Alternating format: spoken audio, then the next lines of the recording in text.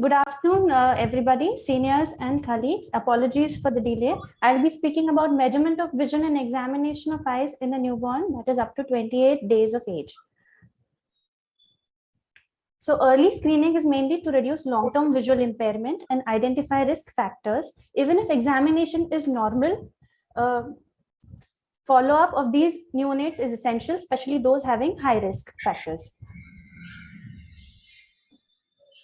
So I've started my video because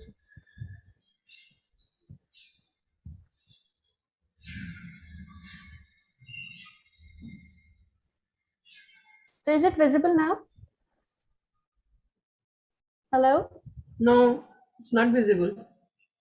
Okay. The screening guidelines have been given by Rashtriya Bal Swasthya Karyakram by Ministry of Health and Family Welfare. Universal eye screening is recommended at all delivery centers and neonatal care units immediately post-birth. This can be done by a pediatrician or a neonatologist or an ophthalmologist.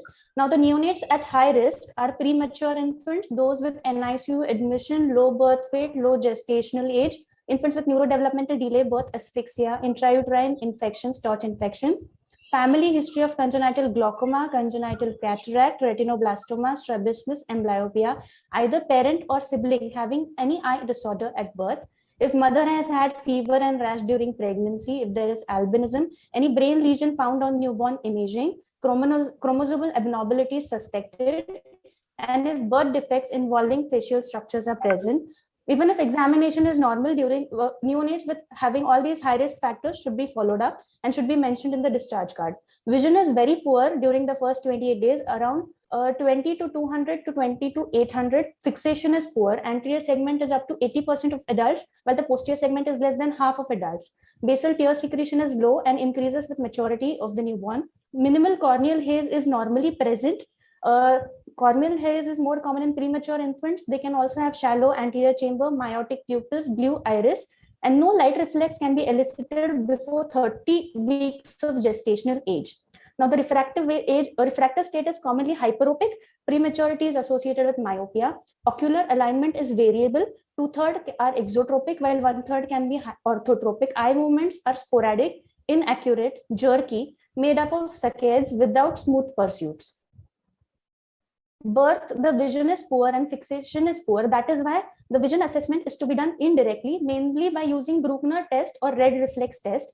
Eye closure and illumination with bright light can also be elicited after 25 weeks of gestational age. Optokinetic nystagmus and electrophysiological tests have been done for documentation of vision in this age group, but they are not practically possible in the first month of life. So Bruckner test, a coaxial source of light, a direct ophthalmoscope is flashed on both the eyes simultaneously at a 1 meter distance. Corneal right reflex and fundal reflex both have to be compared. In case of cataract and vitreous hemorrhage, the right reflex is blocked.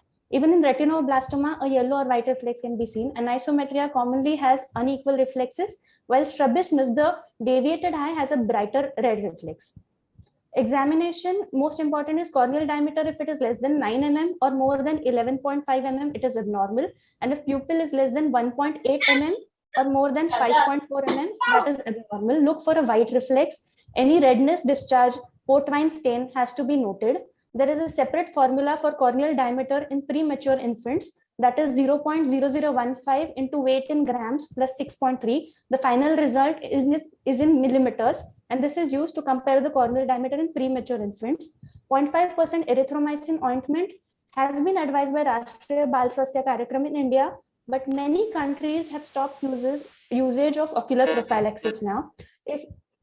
If ROP screening is to be done if gestational age is less than 34 weeks, in low birth weight less than 2 kgs, or with high risk factors before discharge. Birth trauma can be seen with forceps and vacuum, can be seen in the form of hyphema, corneal injuries, Descemet tears, typically vertical, corneal edema.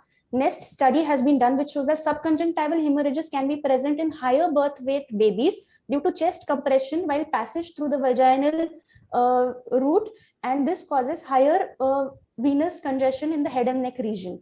Retinal hemorrhages can also be present because of pressure on the eye usage due to vacuum and forceps. In case of congenital dacryocele, especially in bilateral cases, a respiratory distress can be present and urgent prompt surgery is required. Marsupialization of the intranasal cyst which is present above the valve of Hasner has to be done. In unilateral cases, in-office probing can be planned, and if unsuccessful, surgery can be done later. CNLDO can present depending on the maturity of the lacrimal passage, can present at 2 to 4 weeks of age in some babies. Thank you. Just one line I think we can add here because we are covering this age group regarding ROP screening. At what stage it has to be done? So yes, sir. It has to be done less than 34 weeks of age or more than 34 weeks of gestational age if associated with high risk factors like NICU admission, if hospital has been, oxygen has been given, if sepsis is there, blood transfusion is done, or if the birth weight is less than 2 kgs. In Indian scenarios, we should do ROP screening either before discharge or at least or by 30 days of age, whichever is earlier. That is when before discharge the neonate has to be screened.